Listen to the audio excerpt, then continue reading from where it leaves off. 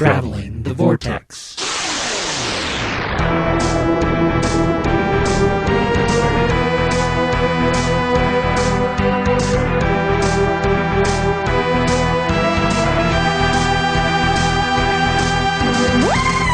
We've joined the Doctor as he travels the Vortex and landed at episode number 127. And welcome to the Church of Serendipity. All hail the great Lord Whoops, the great neglector. I'm Keith. I'm Sean. I'm Glenn. How are you guys? You didn't sing the psalm. I know. Because the psalm was from, the hymn was from another church. That's true. Church of Serendipity. I don't remember which one it was, but... Whoops be blessed. Whoops be blessed. Is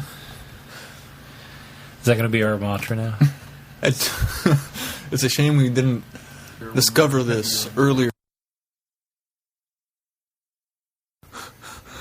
I don't remember where we were.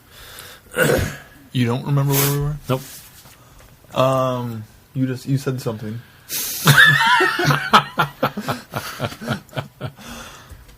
Gonna pin this all on me. Huh? I got distracted by this Facebook comment of, so apparently there's a large number of people who want David Tennant to return as the next Doctor. Just ... no. On behalf of all of us here at Traveling the Vortex, I'd like to tell these people, get over it. You were saying something about they stole it from us. Oh, the Serendipity, yeah. We were still on the Church of Serendipity. We didn't get very far. You said that we should. It's a pity we didn't discover that during our serendipitous phase, and I said I'm fully convinced that despite how long ago it was written, they stole that from us. That they heard us on the air and said, "Serendipity, we like that. We should do something with that." And the guy wrote it into the script. I think that came out like 2003, but okay. It was probably written in 2003, but that's what I'm saying. How was your guys' weekend? Sean, what'd you do? Thank you. It just stuffed my mouth. If you hear us munching, we're eating comfort food I provided for the gang because, well, the news. What news? There's no news. Not comfort food for me. I don't give a care. I worked. I was offered a keyholder position at work. Did you accept the keyholder position? I told him I wanted to think about it, and I hadn't really gotten back to him when he came to me on Saturday, and he said, "There's nobody else to do it here." He said, so you were offered a keyholder, and then you were given a keyholder. Yeah, pretty much. He said, "I'm not working another open and close." And I said, "Dude, if I'd have known you were doing open and closes, I'd have gone ahead and just done it." He says, "Well, I know you don't want the responsibility." I said, "It's not so much that I don't want or I'm afraid of the responsibility. It's a matter of after you've done it for 20 years, it's kind of like, I'm going to go over here and shelve videos. You'll deal with those angry birds." But I did it, and the store didn't burn down, so that was all. Well, that's good. All fine and dandy. I was excited. I don't know, maybe this should go in the news or anything, but this is something that I personally was very excited about, and I didn't know if you guys had heard this being in the news. Did you hear about Cameron? About Jim Cameron?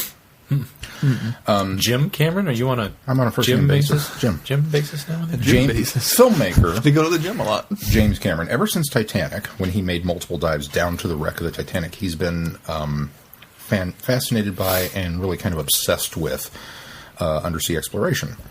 And he got to the point where he made a movie called Aliens of the Abyss, which was all about the different sea life and things under the sea. And he built a sub to be able to do it, because one of his big complaints is anytime you go down and you're in the water, they've got these big, gigantic steel cans that you go in, and the windows are this big, and you can't see anything. He used to be a graphic designer for Roger Corman before he started making movies as a director. So he's very, very mechanically, artistic drawing and all that kind of stuff. And he built the submarine that basically is a gigantic transparent glass bubble, so that he has a complete field of view around him, and did all these dives solo. Is it made of transparent aluminum? I don't know what it's made out of, but his newest obsession, and this happened... It's a Star Trek reference. Yeah. This happened Monday. For Chrissy's benefit. He has built a new sub called the Deep Sea Challenger, and he is the first human being to reach the 6.8 mile deep Mariner's Trench. He went to the deepest spot of the ocean on his own in a sub that he built. That seems rather dangerous. Yeah. Yeah. How do we get Avatar 2 and 3 if he died down there? It would be terrible. Give it to Joe Johnson. Joe Johnson could do better. Better than Cameron? No, could do better movies than Avatar 2 and 3. He has better things to do, is what I meant. I'm just. That's impressive. It really is. I'm just flabbergasted. I'm not trying to belittle his achievement. That's really impressive. And so he did it. I mean, that's way cool.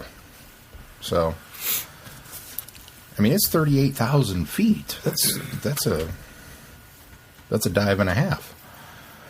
And especially when I read the article when he talked about going down the Titanic, and he thought it was really eerie because at the time that he initially went down, there were fewer people that had visited the wreck of the Titanic than had walked on the moon.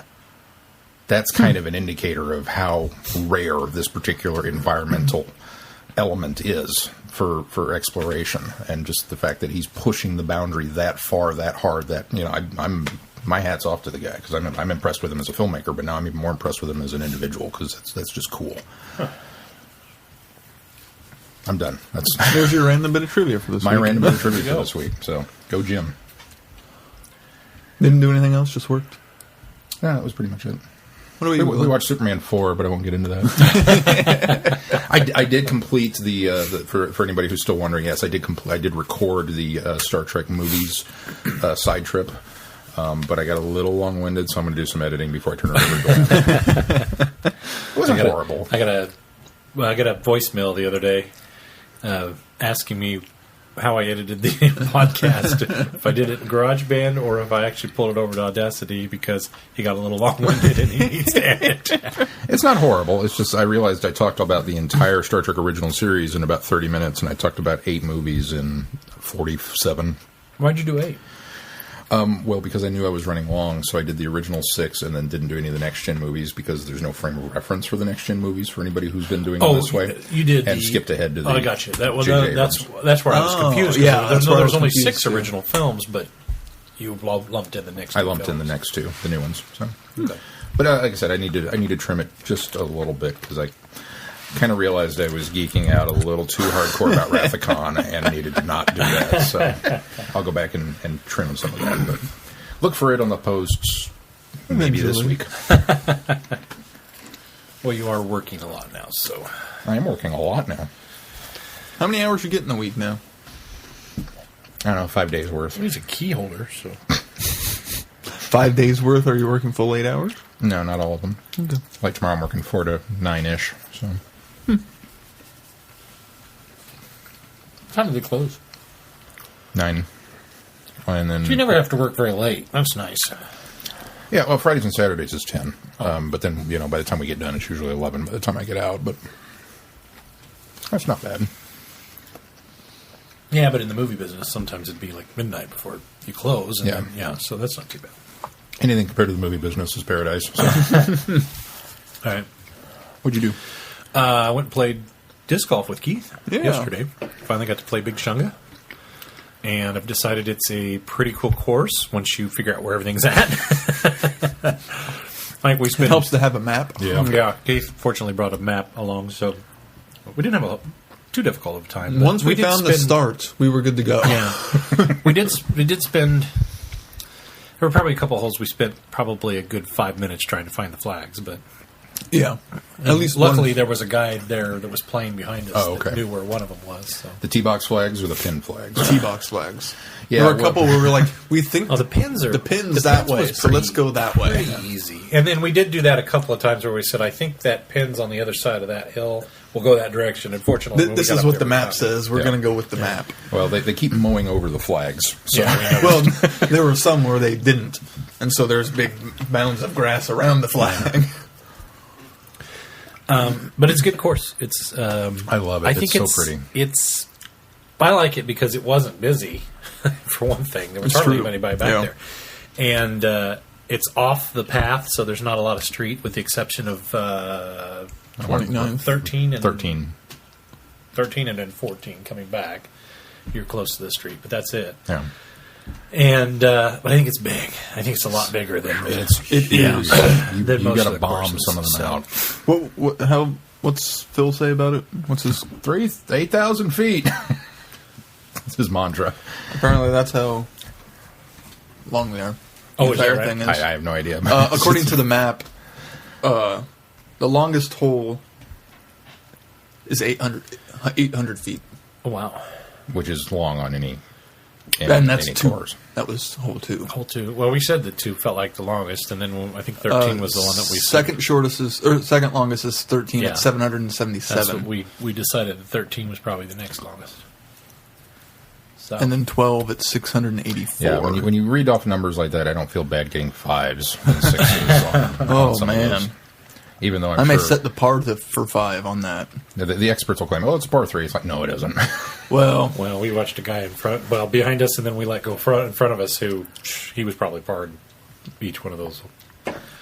Although he sailed that one down 13 all the way down, got it really close, and then his putt in was horrible. Oh, yeah. Missed both of his putts. So I was like, oh my God, he was only like 15 feet from the hole, maybe 10 feet. Anyway, so that was a lot of fun. So we did that, and then I did a lot of yard work this weekend. Grilled some steaks out tonight. That was pretty much the extent of it. Caitlin's catching up on Doctor Who. She just watched Impossible Planet Satan Pit, so she's a little more than halfway through Series 2. And Holly and I watched Power of 3 last night, so she is almost halfway through Series 7. So they're getting there. And that was about the extent of what I did. I introduced Sarah to 2.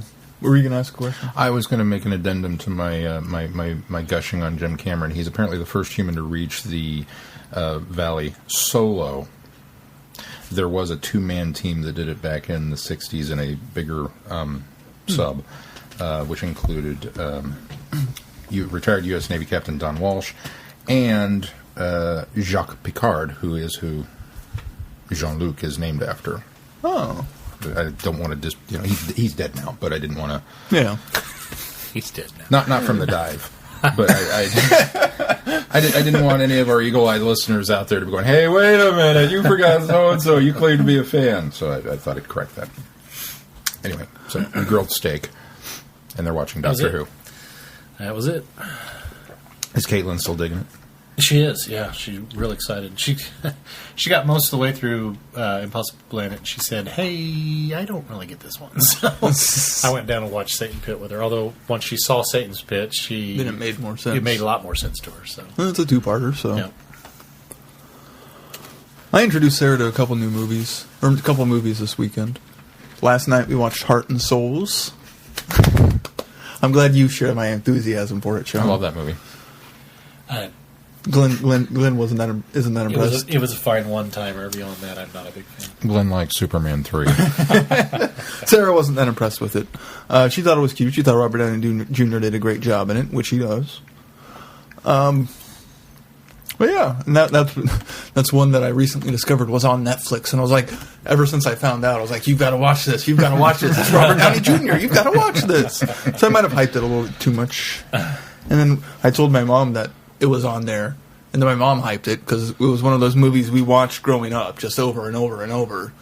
And so we probably hyped it a little too much. We watched that one a lot when it came out at Suncoast. That was one of our regular such an rotation enjoyable ones. movie. And every single time somebody would come to the store and go, what is this movie? It's like, you need to buy a copy of this. I'd forgotten a lot of it. I remember the big bits of him singing, of Alfie Woodard's character taking over and, don't tell me to get loud, we'll get loud. And then the Kira Sedgwick taking over part. And those were the 3 main parts of the movie and the dancing in the street. Walk Like a Man. Yeah, Walk Like a Man, Dancing in the Street part. Those were the main parts I remembered. So it was almost like rewatching it. Or it was almost like me seeing it for the first time again, which was rather nice. And it's a bit darker than I remember. It can be, yeah. And then today, finally watched The Princess Bride. Yay! Not you, but Sarah. Well, I watched with her, yeah. Well, but you've seen it. I've seen it, yes. And she really enjoyed it. She liked it a lot. How could she not like it? It's nearly a perfect film. She was... she really got a kick out of the Boo woman. And she really liked Inigo Montoya and Andre the Giants. And yeah, she really didn't have anything. She didn't have anything bad to say about it. Which, how could you? And now, afterwards, she was kind of like, now I kind of get what everyone was talking about, and now I get all the references that everyone's made all the time that I went over my head. And in fact, today, after we watched it, we went to shows, and Julian made a reference, and I don't think he even did it on purpose. I don't think that means what you think it means. Yeah. And I forgot how enjoyable that movie is. I've always liked it, but it's always one of those that I don't rewatch a lot. So it's, which in fact I didn't own it. Sarah brought that one in. She owned it and she never watched it, and I never owned it. Really? Yeah, That's surprising. so I'd always just go pick it up at the library if I wanted to watch it, or I just never bought it. Is it not on Netflix right now? I don't know. We watched the DVD. I didn't look. It at was for a while, but It may probably not be. is. It may not be now. I just knew we had the DVD, so I went and popped it in. But other than disc golf, that's what we did. Very cool. Very soon on the list for her to watch is Kiss Kiss Bang Bang. I still haven't watched it. You guys might appreciate this. Mel kind of laughed at me, which It's on my computer. it's, it's within her purview to laugh at me. We got in a copy of The Sandlot on Blu-ray at work. Ooh. It's 20th anniversary edition. And of course it's kind of like, ooh, The Has it been Sandlot. that long? Yeah, no lie. 1993. What's the same age as Jurassic Park? And Heart and Souls. And Heart and Souls, actually, for that matter. No, was it a 93? It was 93, I That was a believe. 94. Anyway. Hold on, I'll IMDb. IMDb. So it was a used copy, so we cracked it open and I was checking No, it was it out. 93. You know what was inside this thing in the 20th anniversary pack of The Sandlot? Baseball cards of the kids. Oh, that's cool. And I was like, oh, this suddenly went up to must purchase. And I told Mel that, and she just laughed at me. I'm like, what? And she just said, I love you. But, what? You wouldn't want to have a baseball card of the great Hambino? Apparently it didn't hold the same allure for her as it did for me. That's one I haven't seen in a really long time. Tequila. You know they made a sequel? They've made Kill me, big. 3. Did they? They made 2. I remember they made one recently. Yeah, that's the third one, I think. Is it? Wow. I haven't bothered with them. I couldn't tell you. I haven't either. Shall we move on to news? Yep, let's move on to news. Gallefry One, the big convention, has added more guests, and since we can't remember if we mentioned this back in April, we're going to mention it now. Bonnie Langford will be at Played Mel? Galley. What? Who played Mel? Yes, who played Mel? Not Sean's Mel. Not Sean's Mel. And she's aged really well. Have you seen this Is there a picture of picture? her? Yeah. She's the one on the yeah. left. Yeah. She looks... Well, the other gal's lost a lot of weight. Yeah, she has. The other gal being Sorry. Annette Badland, who played Margaret Blaine, the Slitheen warrior in Aliens of London, World War III, and Boomtown. Who I'm excited about. I don't know if anybody else is, but She's a good actress. And then on June 1st, they announced a litany of guests. start at the bottom and work up. Start at the bottom, work up. Yeah. Okay. I'm going to butcher her name. Yeah, I don't know that one either. Veli Tasha Balala. That's what I'm going to go with. Rosita from The Next Doctor is going to be there. Stuart Milligan, who played Nixon, is going to be there. Lachelle Carl, the news anchor, Trinity Wells from Doctor Who, Torchwood, and Sarah Jane. I'm glad you just went with the series and didn't try to nail down the individual episodes. Oh, I'm going with what they have, and they didn't. She's She's been in. been a lot of she's them. like always the She's the American. AMNM news anchor. Yes. Which that would actually be kind of an interesting. Somebody should look up and find out episode count, because she may actually be in more episodes than Eccleston. The highest guest just star now. count. Just out of curiosity, somebody should look that up. I'm not going to do it, but Okay. Nabil Shaban, who played Syl in Vengeance on Barrows. Which, by the way, if you didn't Not see... just Vengeance. Well, we haven't got to the other one yet. Oh, okay. He's Mind familiar. Warp. Okay. He's familiar with him from Vengeance. I got you. Which Vengeance is going to be the Sixth Doctor Revisited special. Called it. Don't Also, lean on that. I know. I think Keith's crowding me out. I think I usually put my elbow here. That's why. When you lean on it, that's our indicator that you're bored and we're talking too much. Trying to wait till you get to the exciting guests. how about this? Matthew Waterhouse.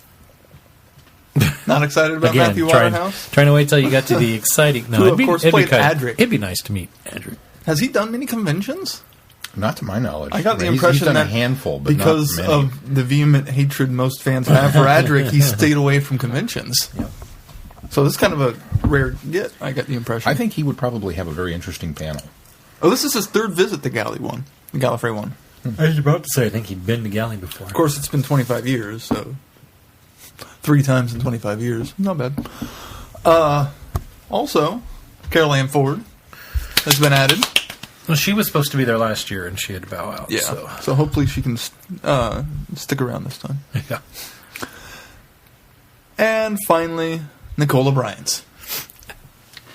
That's not new news. I saw that added. So maybe I just saw a tweet the other day. Yeah, it came out June 1st. Okay. We have I not must recorded seen since it. then. I must have seen a tweet on it because that wasn't news to me. But those are the new guests for Galley this year. You know, I was kind of waiting for them to announce Nicola since Yeah. Colin's going to be there. So, Well, and so now all of his companions will be there. all 2 of them. Yeah. Oh, I mean, that's all he had. Technically 3. Who's the third? Fraser Hines is going to be there. Oh, Oh, yeah, yeah. that's true. That's technically 3. All we need is Shock Eye and that woman to show up. We'll have a 2 Doctor dream. Let's not. I'd sit in on that panel. What was with the eyebrows? That guy's dead, though. Is he dead? Didn't- Shock Eye's he dead? was one of the ones that died a few years ago. I think so. I'm not 100% sure on that. But I don't know. With all these 6 think he's Doctor passed. guests, I think they need to bring Michael Jaston back. I think. Yeah, let's do it. You know, he and I are on the same bathroom schedule. Does he tweet as much as you do? And No, I don't goes know. to the toilet? I just know that every time I went to the bathroom at Galley, he was in the bathroom. So, he probably thought I was stalking him. all right. And after watching what he consumed at the bar that night, I'm surprised. Well, every time I was outside, he was out smoking cigarettes. So I mean, the guy smokes and drinks and does it all. So. All right. Just going back to the hotel room at 4 a.m. that last night, and him in the hallway going, I don't know if I can do this when I get home. My wife's going to be upset with me. A couple of years ago, I could do this all night. Not anymore. Dude, it's 4 a.m. All right. Well, And that's the news for this week. let's move on to a bit of sad news that What's sad news? There's no sad news. that It's all Keith lies and doesn't want rumors. to. I will have to say that Lies, rumors, and speculation. when the news came down, we were on the disc golf course, and it suddenly really? went from What it suddenly went from me being a friend playing golf. It was me being on suicide watch for Keith. So. I have to say, I got some really good throws afterwards. You did, yeah. Actually, your game improved after you found it. Did you play angry? Blake texted me and said, Smith is leaving. That's all he said. And I turned to Glenn and I said, I think Blake's trolling me. Because he's brought me supposed reports before of him sticking around or him not sticking around, and then he told me where he was getting his source, which was IO9, was where he was seeing it before BBC officially announced. Needless to say, Which I was he's the one that posted it on our. I was a Facebook. throw behind Keith almost every step of the way, with the exception of a couple. And I actually went a positive on him. I did better than him on one hole, and that was 14. And you know why? It was right after he got the text, and he started doing some investigating and searching. And I don't think his My mind head was wasn't on in the game. hole 14. So I took advantage of hole 14 and actually did better than him on that hole. But Yes. Just to delay it one step longer, 14 was the one that I had this absolutely awesome. It would have been worthy of the Tron Legacy soundtrack throw on my tee off, and the disc hit this tree. Oh, is that the one where it went? And then it bounced around it. It was on hole 14 that happened. Did you see my first disc up in a we tree? We didn't talk about you almost losing 2 discs. Yeah. Well, did you post these to Tumblr? I don't have a Tumblr no, just account. the only one I took a picture of was it's on Facebook. I think. The other one we found pretty easily. Yeah, I almost lost one in underbrush too. Keith found both of them, and then I found yours. Yes. So, or actually, I happened to see exactly where it went down. We couldn't see it on the ground. Yeah, there's some dangerous brush around there. It really is. Keith, would you bring me my other tea, please? Yep. Thank you. Anyway, I finally got one stuck in a tree. That was my first. Woo! Wasn't very high. Keith could reach it. Oh, if Keith could reach it, it wasn't very high. Well, I think he had to pull the... Must have been a branch sapling. down,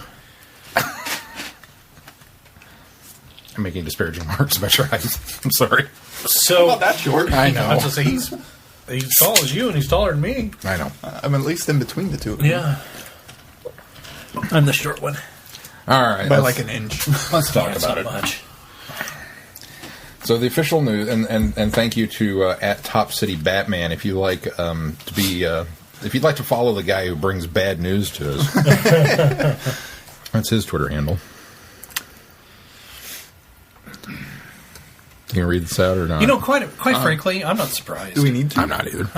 Matt Smith is leaving after the Christmas special. I think I've been saying this all along, that this was probably what would happen. And in fact, I didn't even quite believe when it was last week or 2 weeks ago when we were talking about the interview that Matt Smith allegedly said he was staying for season 8. Because as Keith kind of, when we were talking a little bit before the show, as he put it, if you look at it, if it could be taken out of context that he said he was staying for 8, if you put it in probably the context of what... Sorry, I keep stepping on your feet. Well, if you put it in context of what... Could you quit put it in context of what was probably asked of him that wasn't in the article, it probably was not him saying he was staying. So, and since the BBC had only made Stephen official... I wondered if maybe there was... Clara, or Jenna Louise has said she's sticking around, but BBC hasn't yet. Right. So that'll make Jenna Louise one of the rare... but if you look at Jenna's Two Doctor interview, Companions. she says she is coming back. I mean, she comes out and says it, whereas Matt's was a little cryptic. Not as rare as you think, though. Well, Sarah Jane yes. was the first, right? Say that again, I'm sorry. Two Doctor Companion. Two Doctor Companion. The companion who was there spanning a Ben and Polly Oh, yeah. So was the first. that was the first one. Yeah. And then Sarah Jane. No. Yes, Sarah Jane, yes. Because it would have been they Zoe, didn't carry Zoe over and from Jamie 2. left at the same time. And then I guess Adric. technically Adric, Tegan, and Nissa. All of them. And then Perry. And then Perry. We And don't then- know. We then don't know. Bonnie. Ace wasn't there. Mel Mel carried over. She carried over. Oh, she did. Mel did. She was in And then Rose. Collins last and Sylvester's first. And then So Rose. there's been 11 other companions And then Rose. out of the entire list of, 15? How many companions have there He's been? had 30 some odd companions, hasn't he? Oh, It's been on... probably more than that. Well, Okay, it so depends they're on if you still count in the Adam. minority. And Yeah. They're still in the minority. I was thinking of that earlier, and I was like, no, there's more than I think there is. Crossover companions. Bridging. Bridging companions, I like that. And we were talking when we were on the course before we had ever read any of this, that we wondered if he would actually regenerate in the Christmas episode, but the BBC says somewhere in here that he will regenerate at the end of it. At the end of Christmas episode? Yeah. Yeah. So we're going to have an end-of-time type situation. Likely. Meaning we'll see him briefly and then And that's it. that's it. So they'll have to capture somebody pretty soon because they'll start shooting at probably in a month or two. Yeah, and said summer. I think they were or August stuck in my mind for some reason. So what do we think of this? I'm okay with it. I'm sad, but I'm I'm actually all- faring better than everyone expects me to. I'm shocked that you're upright. I really expected to get a text that Keith's balled up on the couch, crying, and that we can't record tonight. Then I saw the flood of posts from all of our listeners going, Keith, I need to have a marathon. I started that. Did you see that? I'm sorry, Keith. I'm going to have to. You told me not to tell, but he did. He ran off into the woods, and he was back there for like 20 minutes. And he must have been crying. Or something. Teared off my, tore off my shirt. His eyes were all puffy. You promised you wouldn't tell. No, there hasn't been a tear yet. Stride. I did reading his statement about being on the show and everything did kind of start to get me a little welled up. So it's mostly a abstract concept at this point. Yeah, that's true. It will become more real once we get the announcement of who the next person is going to be, and then when we watch the episode. This is going to be the worst Christmas ever. The most depressing Christmas I've ever seen. He's going to get up in the morning and be like, "You want to open gifts?" No. Well, I don't care. Sarah said we better do all the family stuff before we watch the episode. We wondered how they could quite possibly top the 50th, and we talked about how boring and bad the Christmas special will now be. Well, this might have actually topped it. It's a neat fix, too, for not regenerating in the 50th. Yeah, it is. It really is. Matt's been terrific, don't get me wrong, but, 3 years, we've had a good solid 3 years that I can tune back and watch at any time, and I'm ready for some new blood. Let's see where we go with it. I mean, we had Christopher Eccleston for a year, and I was a little bummed there, but I was okay with that, and David came along, and I thought he did a fantastic job. But when he said he was ready to leave, I was ready to move on and see who the next guy was. And I'm in the same boat now. I'm just ready to move on and see who the next guy was. I mean, Sean and I have been dealing with regenerations for years. Yeah. So, I mean, we know they move on. That's part of watching the 3 show. year is pretty much the average. I mean, Tom kind of bucked the system there. But well, and who was it? Was it Troutman that said 3 years? Troutman told... he told Pertwee. No, he told Davison. That's what it was. They talked at a interview for the 50th. Or 50th. Yeah, no, not for the 50th. Wow, that would have been a neat trick. For the 20th anniversary, they talked at an interview, and he had just been a year into it, I think, and Troughton said, just go do it for 3 years, because, anything beyond that, you kind of get stuck in the role, and anything less than that, you won't have as much fun. So that was what he said he'd do. And he did. Years later, he said that he would, if he looking back, he wished he had done another year because he did enjoy it so much, but he was glad he did what he did. So, and then, unfortunately, Colin didn't really even get a chance to get 3 years in. But. I don't know. That was probably the biggest blow, was just finding out about it. Because once again, I go through that whole range of emotions of, as a Doctor Who fan, I didn't want to know this. I want to be able to turn back the clock to the point when I had no idea all this extraneous stuff about the show and just tune in and watch it.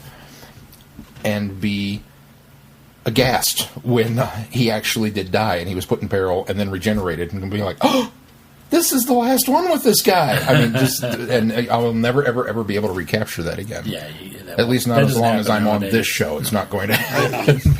even before the show, like on Facebook, just being a part, liking groups and being a part of pages in general. There's a lot of people that aren't on this show that still see all this same information just by going to Facebook. I didn't know that liking BBC on Facebook, we will give you that information. Coming to it from being behind, even I didn't know that Eccleston was regenerating after just one season. I was really shocked that was all. Well, we were an entire year behind the UK back then, though. So, well, you were.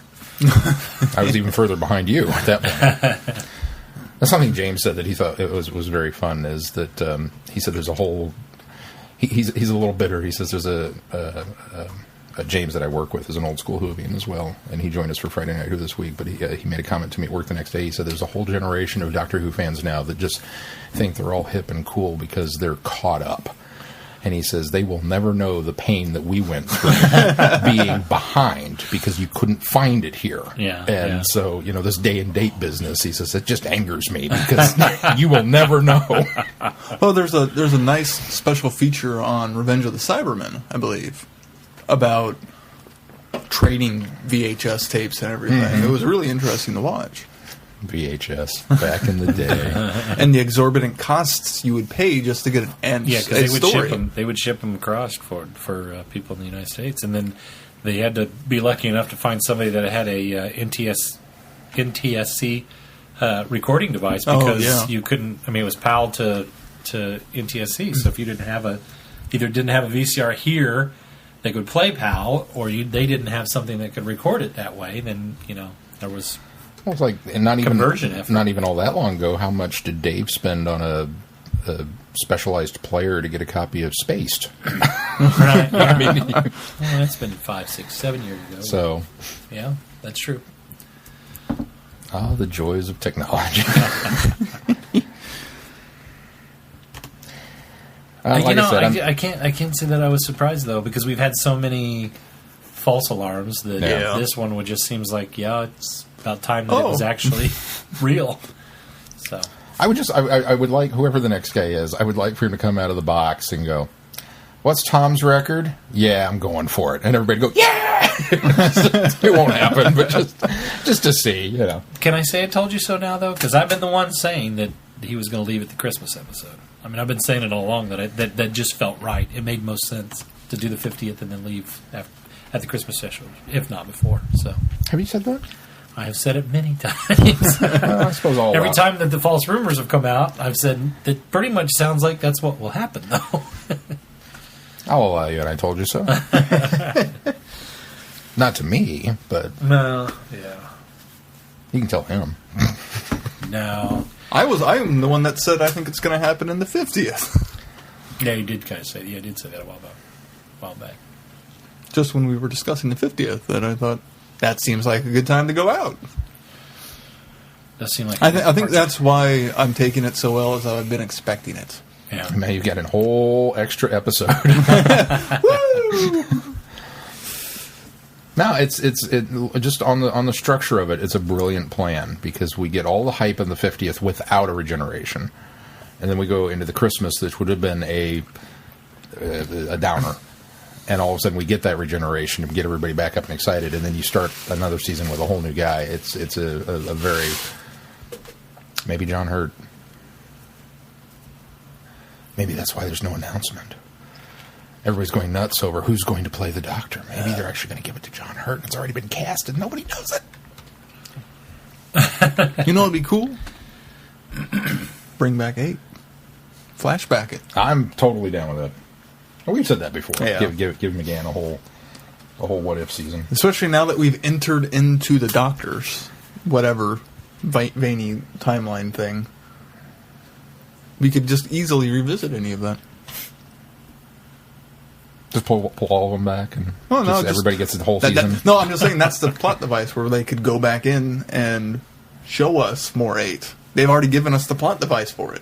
They don't have to invent something. Oh, I see. What? Because we have seen his timeline and stuff, and they're currently in wherever they're at with John Hurt.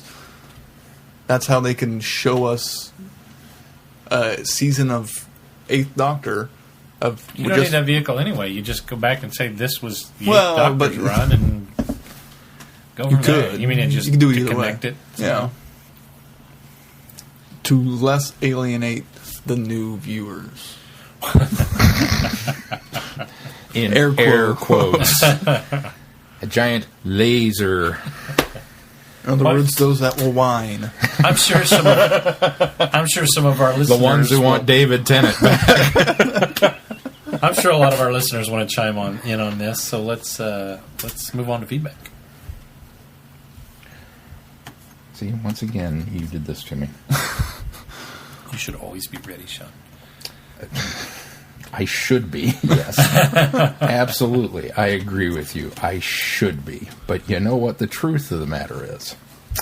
Not so much.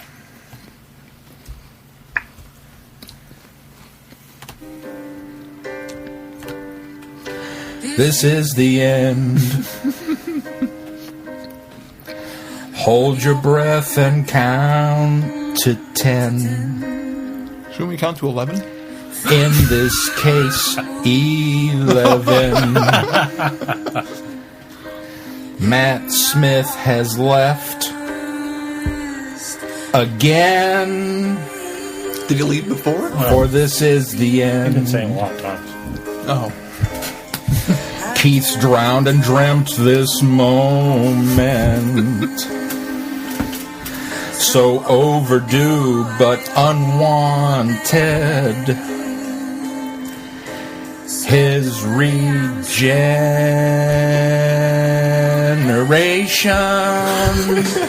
This is feedback with your letters. Panic attack. Face it all together. This is feedback with your emails. Panic attack. Face it. Oops. All together. Feedback. Oh, it almost ended too soon. I'm not used to that button being there because normally I do that differently. First up in feedback, Alex writes in, says, the Exploding TARDIS Conundrum and Other Tangential Mysteries. Hey guys, Alex here again. Still mainlining the show, and I'm almost up to date now. I've just started episode 124, and I'm currently listening to Keith detailing the recipe for his fried rice, which incidentally sounds like the food of the gods. It is. I've still not listened to all of your Series B reviews, so even though I do eventually want to weigh in with my opinions on those 8 episodes, I'm not going to do that just yet.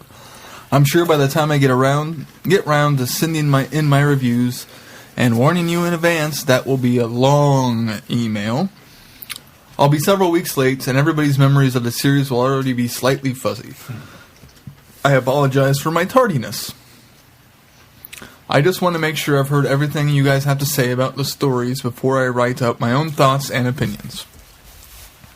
I do, however, want to address some things that have come up in the episodes I've listened to between sending in my last feedback and now.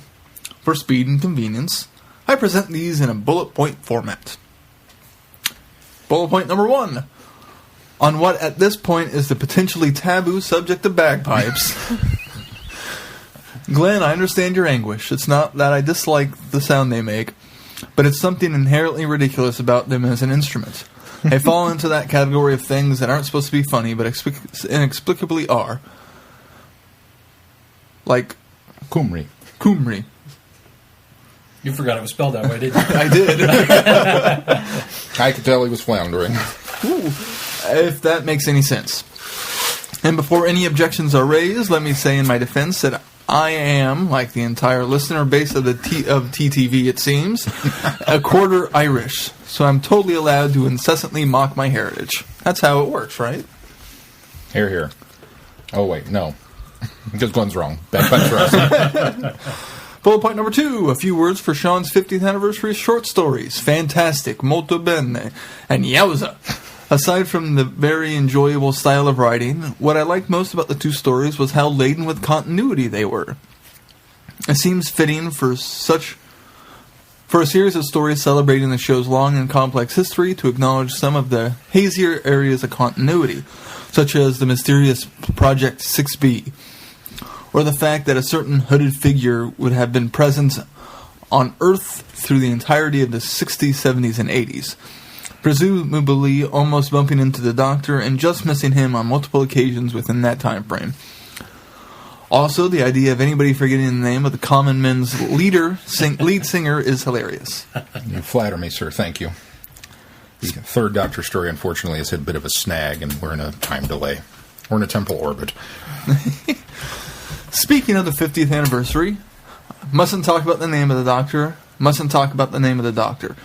I'll just say that I'm taking Keith's approach of not believing anything until I see it on screen, though I'm fairly confident will be... That wasn't even a word.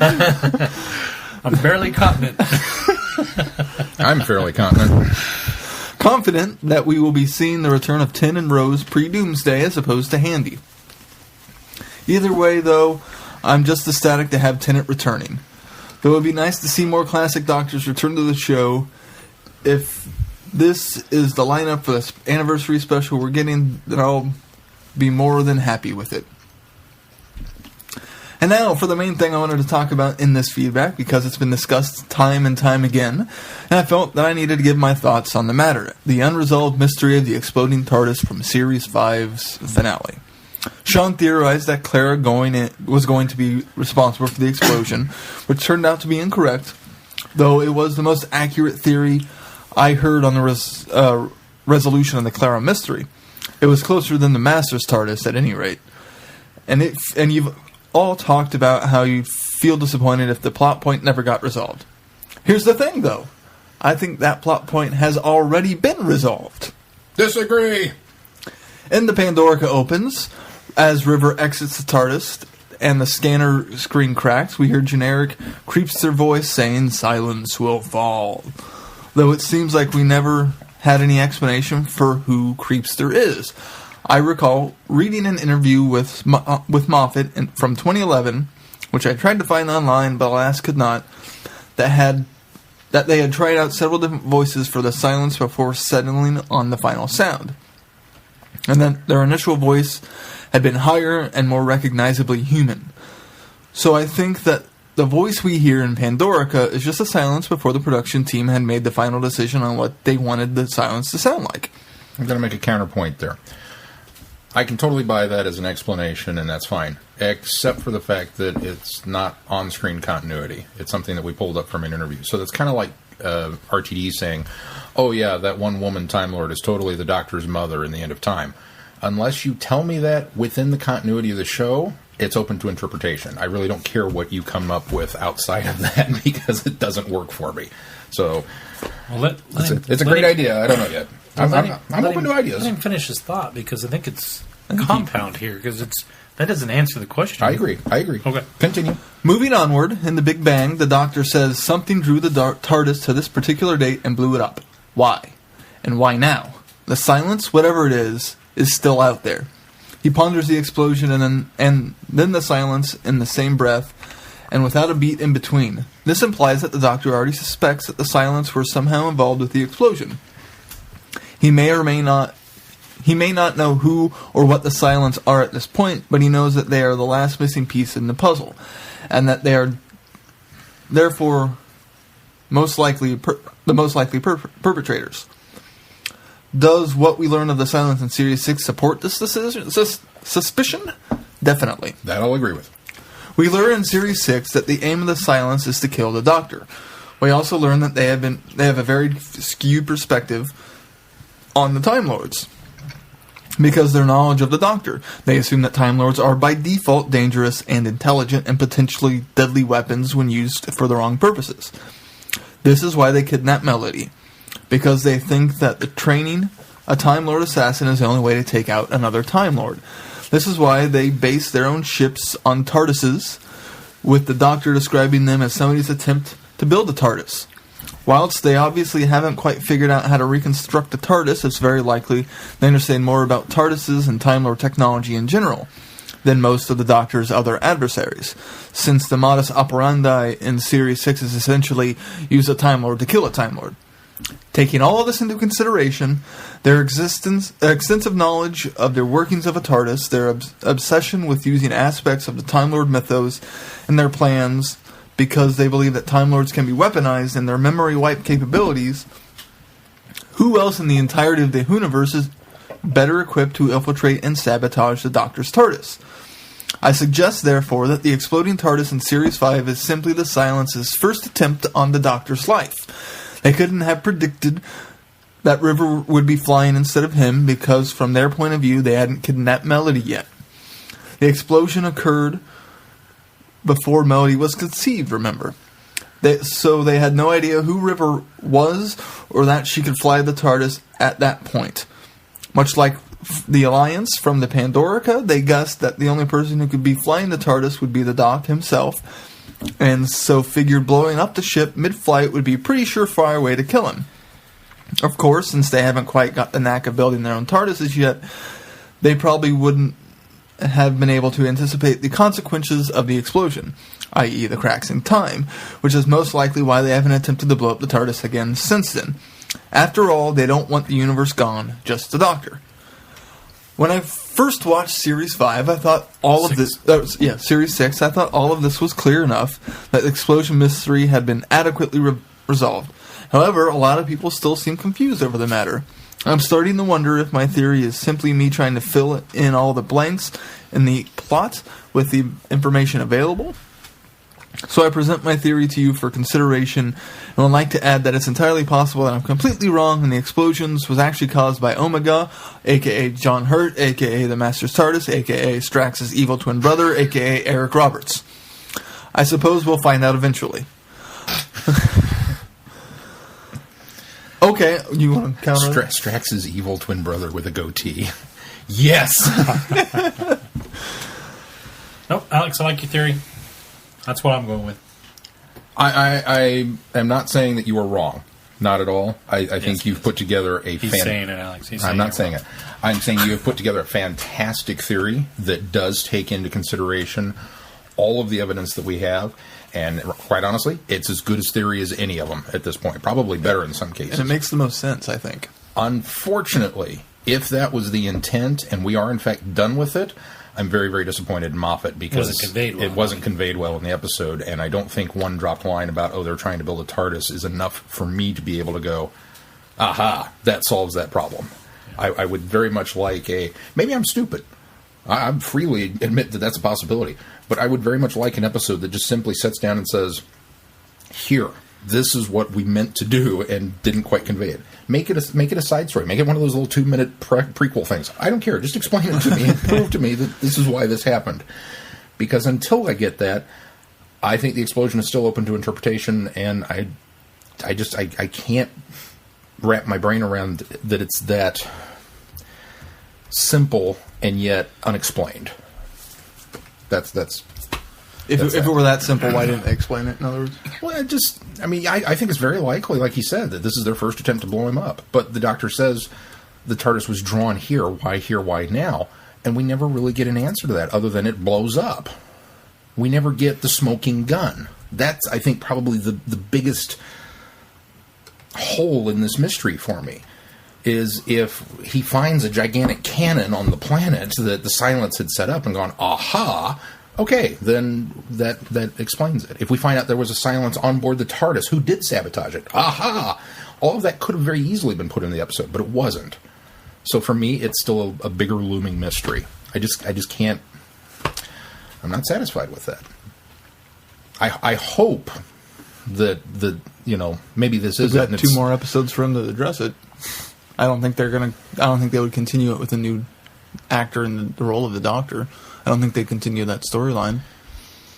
I would really because they'd be so it. far removed. I mean, it's not even the same companions now, so it's still a bit too far removed, I think, to truly address it. Yeah, but we don't know what Moffat has planned. So we're all gonna have these mind blown moments in the Christmas special when it turns out that the reason that 11 regenerates is because he has to stop the TARDIS from exploding. All right, what else is I like that? You're making that up. Okay, I've talked for too long as usual. I can't wait to hear what you guys have to say about the finale. So I'm going to go and try and catch up on that up to that episode now. But rest assured, soon I'll be sending in entirely up to date feedback. I mean, by entirely up to date, I mean reviews of stories that you covered 2 months ago. I know I'm a terrible person. Happy travelings, Alex. P.S.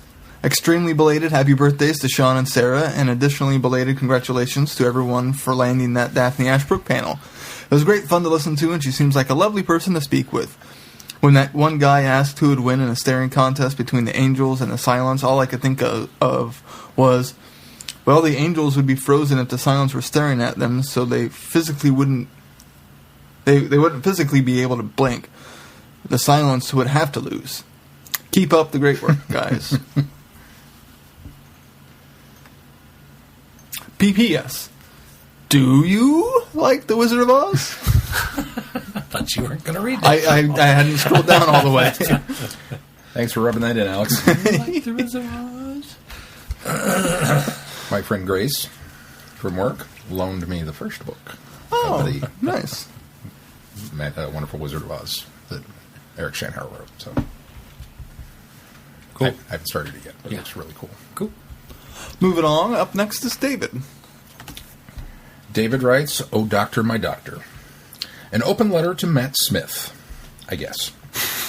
Matt, thank you for everything. You are always willing to interact with fans, always ready to joke and have fun. You brought your own sense of who the Doctor is and played it perfectly. A personal anecdote. As a hobby, I started writing Doctor Who fan fiction, because who doesn't? As a person who back then was new to writing, I felt I had no idea what I was doing.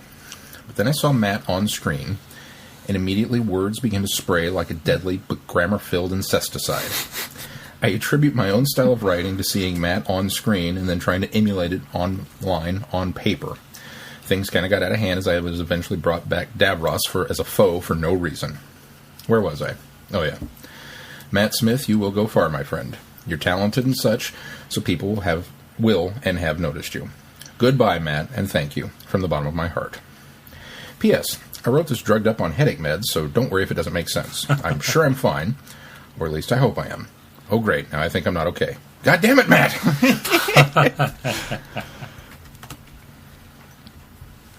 You know, one thing I forgot to mention that in our news segment on my reaction.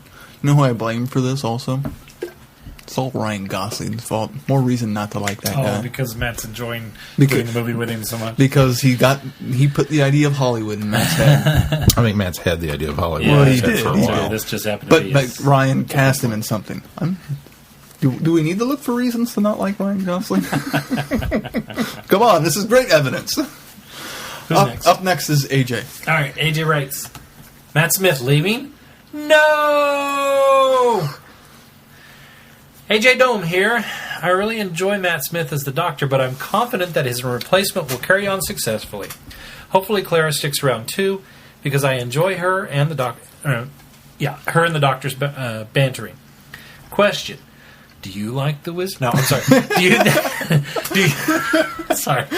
Do you think they'll continue in the trend of casting actors with excellent hair to portray the Doctor?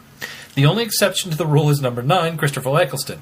Just curious of your thoughts on that. Hopefully you say not necessarily, because then I'll start working on my British accent immediately. Also, who would you like to see as the 12th Doctor? I say Martin Freeman for something completely different. Cheers. Thank you, AJ. Hope your wrestling squirrels in Colorado is going well. He's wrestling squirrels in Colorado. Or polar bears, I forget which. AJ is my former host on... one of my former hosts on Reverse the Polarity. Oh. He was 1/3 of that trinity. So. Do you guys have a pick for who you want for 12? Somebody older. John Hurt. I don't know. Somebody older. I agree. I want somebody older. I mean, Matt did a fantastic job. And he really did encompass that whole old man in a young man's body. Yeah. But I'm ready. Bruce Willis. No. And I'm open to an ethnic minority, and I'm open to a woman. So bring it on. Let's see what we can do with it. Carol Lombard. I don't know. I'm just throwing names out. I'm not going to throw any names out because I have no expectations. I'm ready to see the next person. I fully expected to say, who? When they announce who it is. I fully expect to say, who's this dude? Somebody unknown. Yeah, or relatively. See, we talked a little bit about this before. too, but I really think it won't be an unknown this time. I think it will be a well-known. And I think the problem is because Matt has brought the game up to a certain level, and certainly Moffat has a lot to do with this. But he's brought more popularity to Doctor Who now than any other Doctor, even David Tennant. I think that now Doctor Who is at a level where it's never been in its entire span of 50 years, and at least worldwide. And so I think that what they have going against them now is with Matt, they brought him in and he was energetic and wonderful, and you had to kind of get away from that, stigma that David Tennant had left with the show. And it was a good stigma, don't get me wrong. And so Matt came in, hit the ground running, and was really, really energetic and great, and he brought it to the level it is now. But I think if you try to start again with an unknown, you're going to lose a lot of that momentum. Might lose some traction. And so I think what they'll do is they'll realize that they've got to keep that momentum, they've got to keep that traction going, And by doing that, you bring in somebody familiar, at least a big name. Not I want to say big name, not a huge name, but at least somebody familiar. Do we go familiar to English audiences or? Probably mostly familiar to English audiences, but I think you've got to do a hint of. You got to do a Martin Freeman or a Benjamin Cumberbatch. I don't think those will Benedict Cumberbatch. You got to do something that is familiar enough to the American audiences that have been captivated now too. I think so. I think if we have a bigger name, it'll be an Eccleston type situation. Or they only come in for a year and. Mm-hmm. I don't know. I think you could find somebody British that's been acting for several years. Not a Chris Eccleston who's only had a few. He only had like a handful of films. I mean, probably 5 or 6 or 7 under his belt. Don't get me wrong. But I think there's probably some people, some British actors out there that are, they've done TV, they've done movies, and they're ready to come back and do some TV and maybe just get that steady paycheck. Yeah, and latch the onto routine. something that's routine. Stay home with the kids on weekends. And exactly. I think they can do that. You know who would be? This is really thinking outside the box, but you know who I would really think would be a very fantastic, interesting doctor. If you want to talk crazy oddball, Judi Dench. I've seen that name thrown around a lot. I'd be giddy and with Helen excitement Mirren. to see that. 5-10 years ago, I could see it. Now I think she's gotten up there to an age that I think it would be very difficult, probably, for her and to carry the energy of the show now. But yeah, I don't know. And as far as hair goes, yeah, they'll have to have gray hair.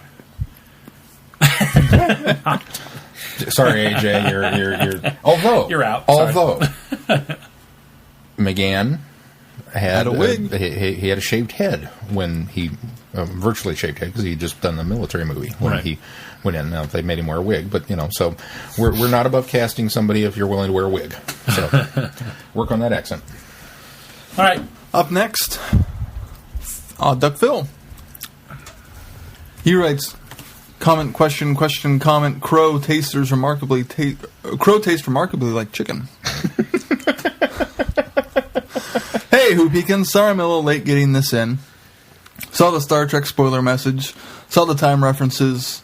Mentioned to avoid. But I still treated the whole thing like a plague carrier just to be safe. So how are things? Saw the end of Series 7. I liked it a lot.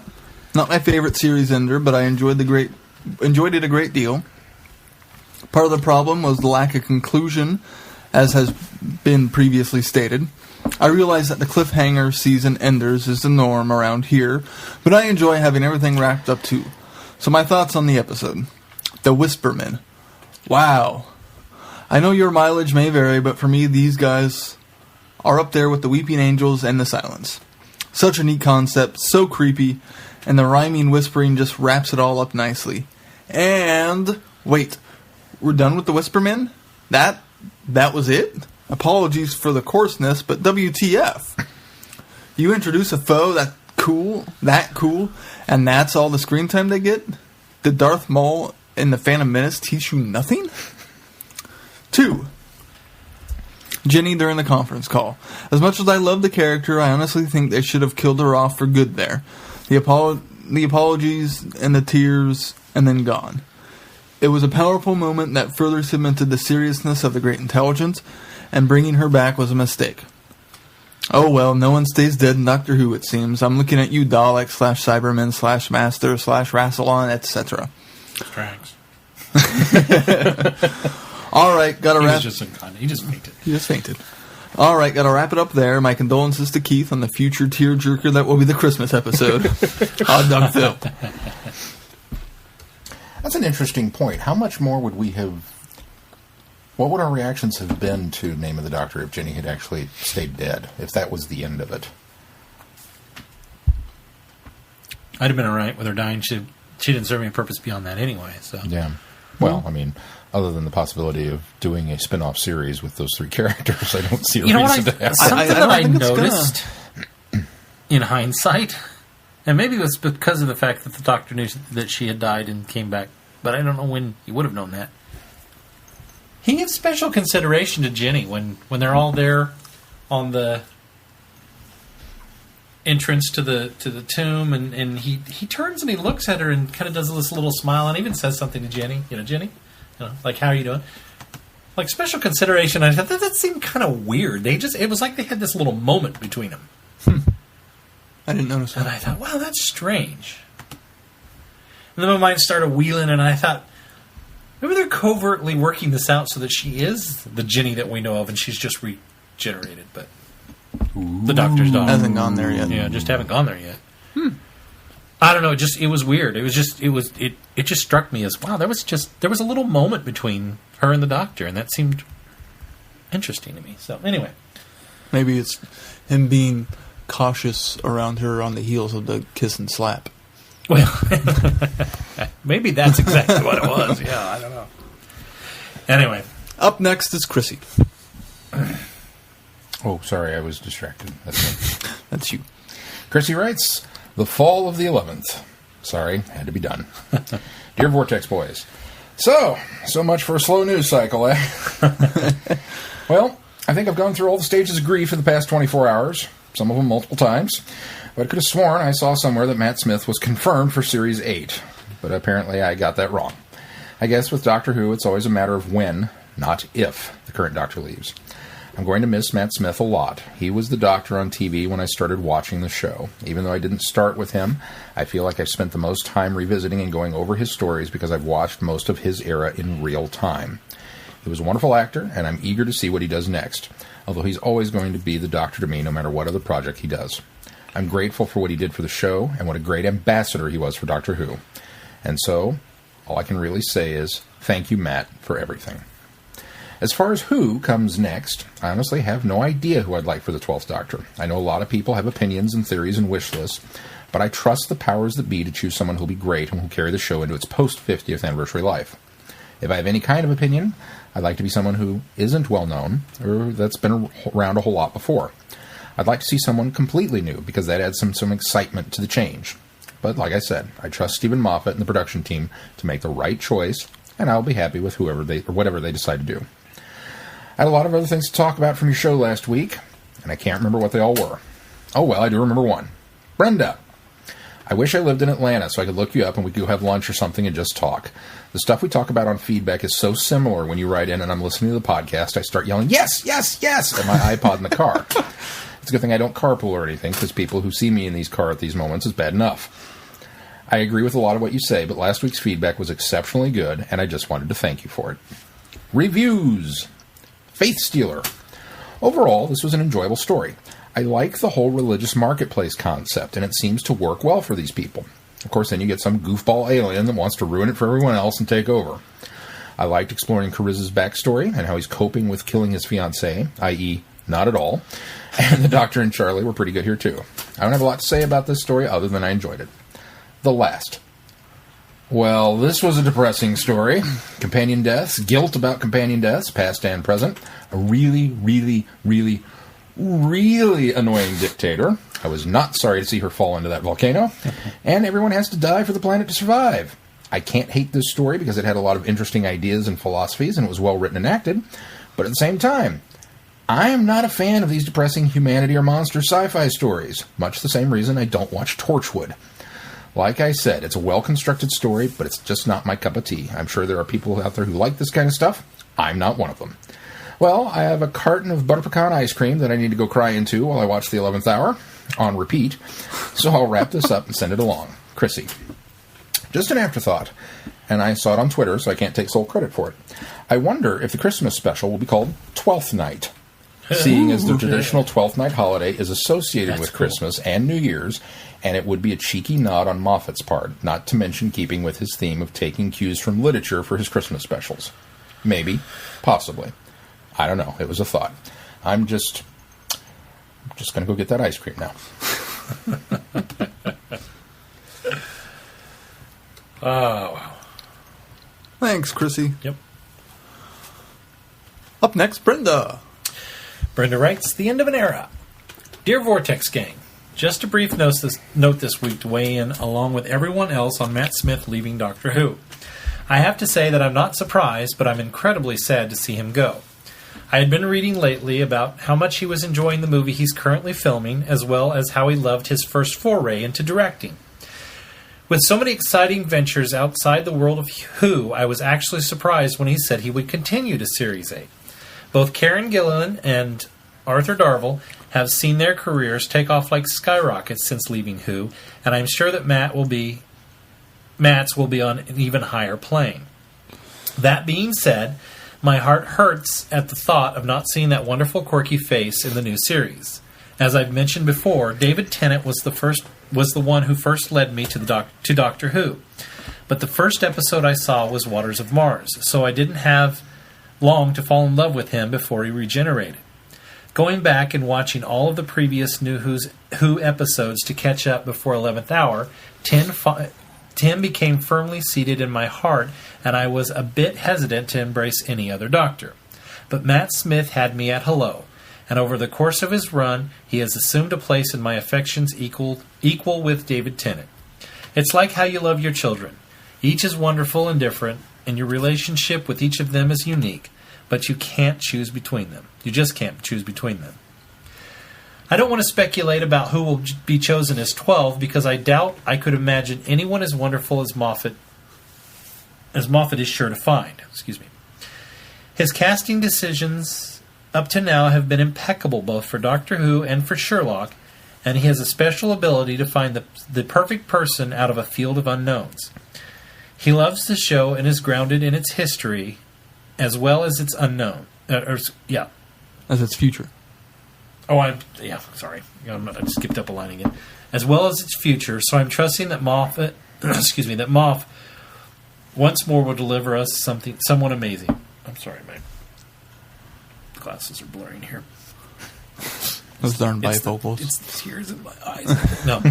So here's to another birth on Christmas Day. We still have the 50th special and the Christmas special to build some more memories with Matt. Until then, I am revisiting seasons 5 through 7 and basking in the wonderful, goofy, and lovable 11th Doctor. I'm sure I'll be weeping along with everyone else when that yellow light streams out of his body for the last time and he takes his final curtain call. But at the same time, I'll be wishing him the best and thanking him for a great run. Brenda in Atlanta. Well said. Well said. Finally tonight, Holly. Holly writes in, The Faith, Stealer, and the Lost. Hey guys, great last podcast. Love the feedback song for last week. I was singing along with the chorus. Thank you. Faith Stealer, not a bad story. You really don't know who to trust in this episode. The Doctor shouldn't have trusted Gaffolt as much as he did when he left Kariz in his care and strictly told him no treatments whatsoever. The whole idea with the Miraculite was interesting. I was really flipping back and forth about the Bordan, the whole story, wondering if she was really bad or just trying to make sure that her city survives no matter what the cost. The last, Lady Excelsior of Bortrezoi, really reminded me a bit of Lady Cassandra in the opening scenes of the story. It was rather interesting how her helpers really kept her in the dark about what was actually happening on her planet, just letting her get ready for big speeches for her people. Croca using Adric and Katrina's shadows/images in the Doctor's mind made me feel for the Doctor, and I think made him that much more determined to get to the bottom of what was going on and find the TARDIS. The last part of the story with Charlie and... every time I see his name spelled out, it's not what I think. Kariz? Yeah, Kariz. That's not how they say it. Kariz had me tearing up. I think Lady Excelsior learned her lesson at the end of the story about being careful what you wish or ask for, because it might not be exactly what you wanted. Looking forward to hearing what you and others thought of these two audios. Holly from Wisconsin. Thank you, Holly. Well, shall we move on to our reviews? Yeah, absolutely. First up, Faith Stealer. When the 8th Doctor, Charlie, and Kariz have a nightmarish vision while traveling through the Interzone, the Croca offers the perfect way out. The Multi-Haven is a community holding many religious faiths in seeming harmony. But when the balance is upset, it might spell doom for the travelers. I'm going to give it a bum on concept, and not quite so much on execution. The concept I loved. It's a really neat idea. Yeah, I'm the same way. I thought the concept was intriguing. The execution was just kind of meh. And I think that's one of the problems. I'm not really sure once you set up this fantastic idea, where do you go with it? I think that was this to me was very indicative of a lot of great science fiction thinking. In the way that you read a book or you see a movie or something, and it's one of those really high-minded, wow, that is a great idea, but then the adventure that you have within the framework of what you've created is just kind of meh. This is a fantastic... That happens, yeah. I wouldn't say this was a high-minded idea. Oh, I think this to me was an example of world building. This was a fantastic... The marketplace and the bazaar and the city and these different religions and even the craziness. Which I thought it was a commentary. Well, it was a commentary on religion. Yeah. It could be. It totally was. And that one ultimately always tries to rise to the top. I mean, that's what the story is here. And you don't have to have spirituality for religion. I mean, you don't have to have religion for spirit. You don't have to have you don't have to have religion for spirituality either. Yes. I think that's one of the things they were conveying. But no, I loved the so much effort went into creating this fantastic world and little elements of what felt like Douglas Adams with the Church of Serendipity. Yeah, I didn't think it quite got there, but it was. I could see it. It was like it was an attempt, but it just didn't quite get there as far as. In the start, where they get there, and the religion of the tourists. Yes, that was very good. Yeah, all of that was fantastic. There's a lot of great moments in this story. And we worship Chris here. Yeah. And we will require tea at high noon. With a ceremonial cup of tea. All of that was fantastic. Unfortunately, there's this plot about the one religion trying to take over with the, miraculite. And it's like, why not just call it unobtainium? I mean, it is to that level of ridiculousness with this. And I was a little confused as to the chamber box that he... Anyone else think they found the TARDIS? Yeah, I really thought so. And I was like, wow, this is going to have really dire implications that we've chucked all this stuff in there. And it's not just that it's going to be bad. It's that, oh, wow, this could be catastrophic. This could unleash the, and no, it's just a cabinet that's bigger on the inside and doesn't really, I'm sorry, what? Where did this come from? I think part of it's the resolution. Poor execution there. Execution and resolution and explanation. That's the thing is we weave this fantastic story through 3 parts, and then you guys always complain about this, and I never see it. And this time I see it. And they just wrap it all up right at the end. Boom! What is it with Big Finish where they feel like they put together these great stories and then they look at the clock and go, oh, we're a bit long. Let's just wrap this up. I mean, that's my biggest disappointment with this is the fact that it ends so abrupt and we just kind of tied up at the end with words and we're off to our next adventure. So I don't know. Like I say, I like the idea. I like the concept of it. It just, I don't think we really kind of figured out what was wrong with Chris, and so I expected that to carry over to the next story, which it doesn't. Yeah. And I thought that I love the idea of the fact that the Doctor keeps chasing the TARDIS, and he can't see it, but he hears it materialize. But then he comes back with this very heavy news for Charlie about what he saw, but he doesn't deliver it heavily. That's what was weird to me, is I thought he would be a little more... It's almost like he didn't believe it once he was saying it. And I mean, it was maybe that's kind of what it is. Maybe it's that shock value that, you just kind of portray it. So that was kind of weird. But no, I mean, I like the symbolism of the fact that, there's this society that thinks that they can be accepting of all religions and can be made up of all religions, but the attempt to balance something like that, and then it's not going to work. I mean, ultimately, what's weird though is the Doctor leaves the society to be set up that way again. Yeah, and I think it's just going to happen again. But it almost seems like because of who he left it. who he left in charge, Well, it might not be the same. But see, because of what she went through. Part of me thinks, though, that the first, what do they call her? The Bordnan? The Bordnan, the first Bordnan, was very grounded as well. I just, maybe she just let it get her away from her. But he does talk about setting up the new gal because she's experienced it and seen what failures it has. But I don't know. It just seems strange. I mean, I guess it's like the Prime Directive. You don't mess with you don't mess with what is already there. But yeah, I mean, ultimately, I think the moral of the story is when you put religions together, ultimately one tries to rise to the top and dominate everybody and convert everybody. So that's really all I got out of it. It was it was a fine story, but nothing great. One of the things I noticed in this and the next one, wow, they keep trying to, like, they're trying to shoehorn in the fact that they're in the Divergent Universe on this. Yeah, see, I disagree. I think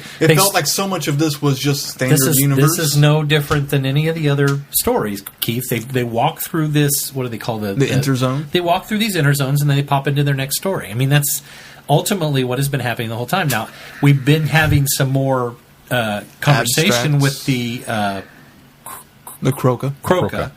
But beyond that, it's been par for the course. So there's nothing different. I don't have anything shoehorned other than Scherzo.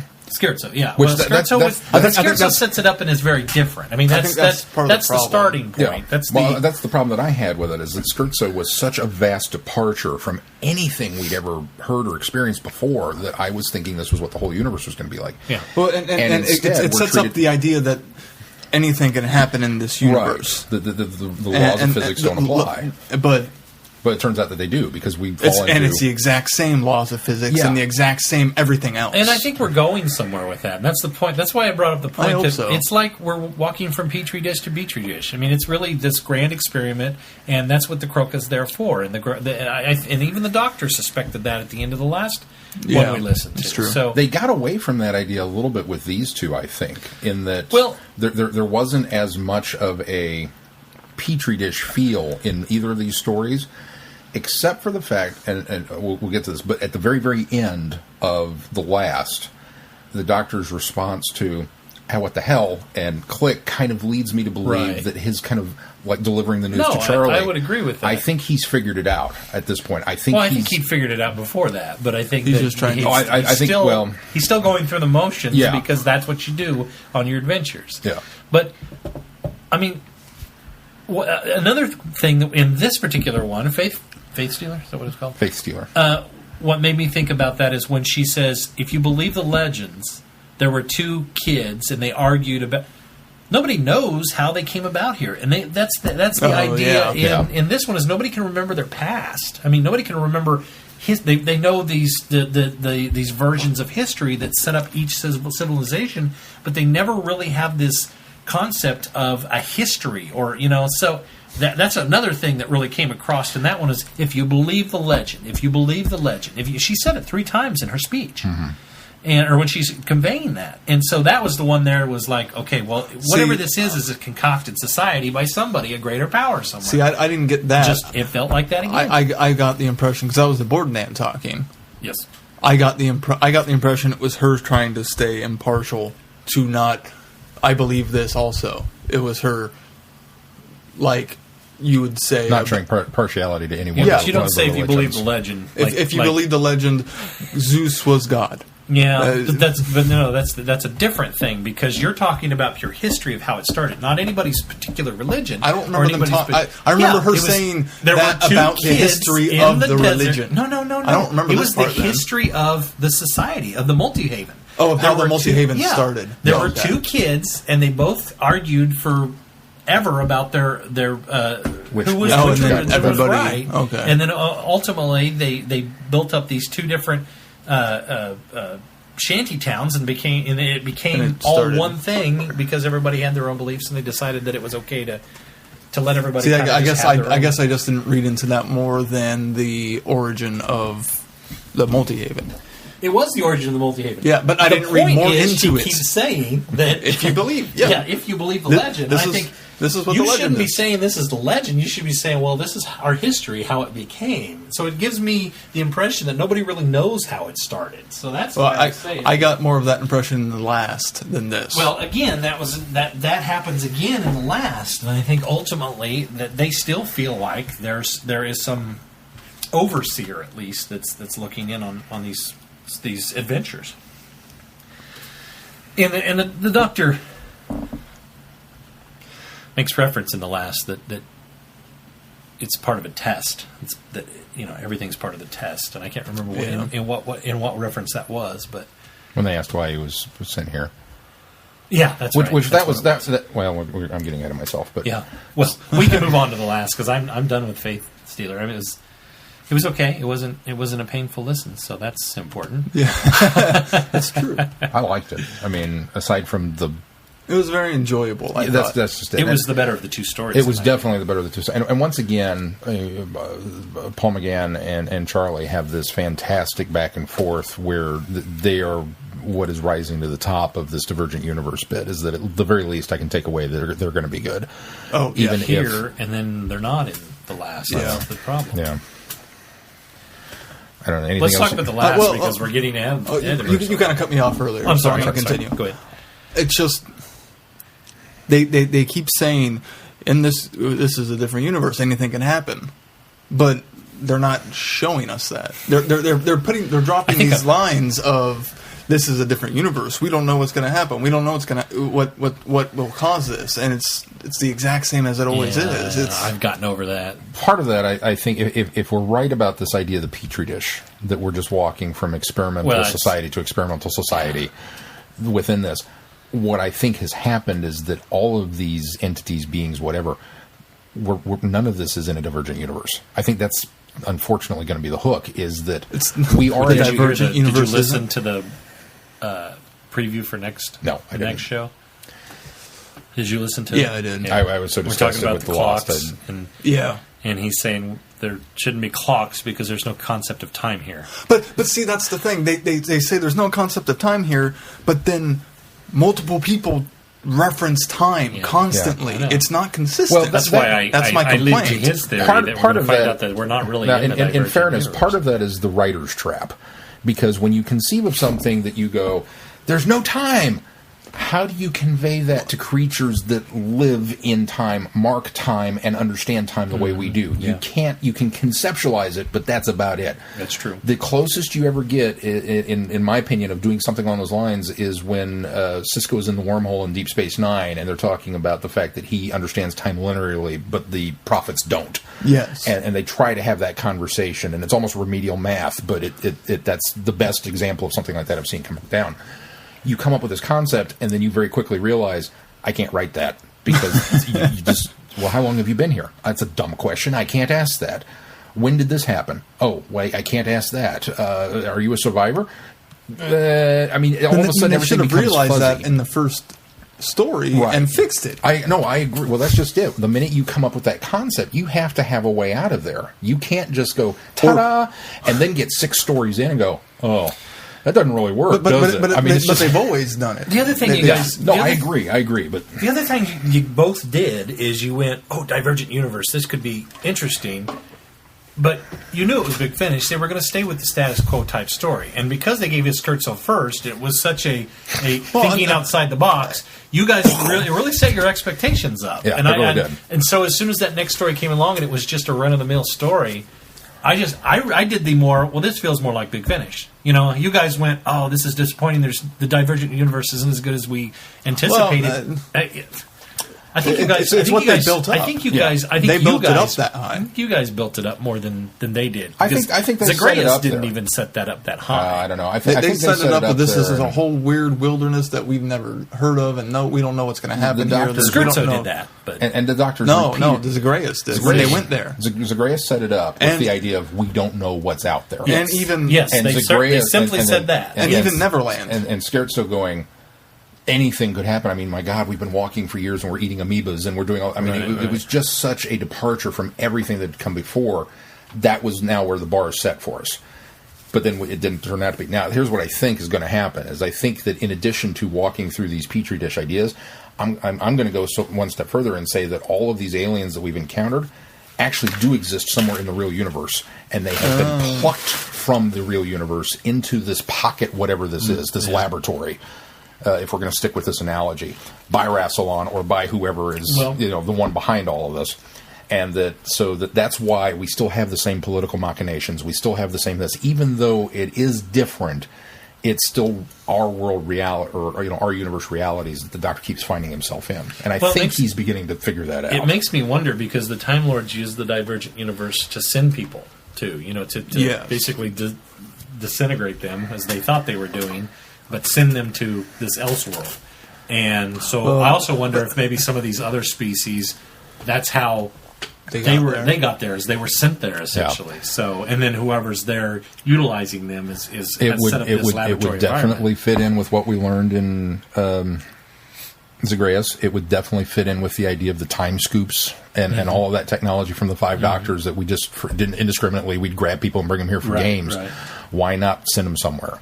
Right. Why bring them to Gallefrey? Why not send them somewhere? I can totally see that that's where they're going with this. Is that they just, we're going to scoop up a whole society. Or maybe these societies actually... I always got the impression that they didn't send them there on purpose. That just, they took someone out of the time, unmade them, where they had needed... Those people had to go somewhere. They didn't choose where they went. They just... Well, maybe they didn't.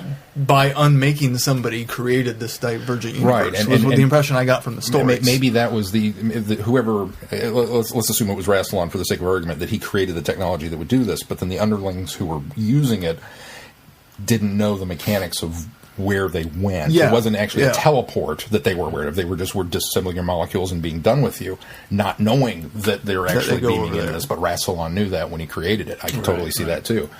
And maybe the societies, maybe they didn't scoop up a whole society. Maybe it's just that the society grew up over, person A and person B who were disassembled, wound up over here, and they hooked up and now have a society that, they were the two brothers and everything sprang up around them over, whatever their beliefs were. I don't know. It's just, I could totally see that we're still, there's enough, and maybe I'm reading too much into it, but there's enough real world physics in play that lead me to believe that at least some of the rules come from somewhere else, as opposed to being this completely I would agree with you. divergent universe. All right, let's move on to the last. Trapped on a dying world, the Doctor, Charlie, and Kerez comes face to face with people responsible for the war to end the wars. Will anybody, however, survive to get off planet before the war comes to an end at last?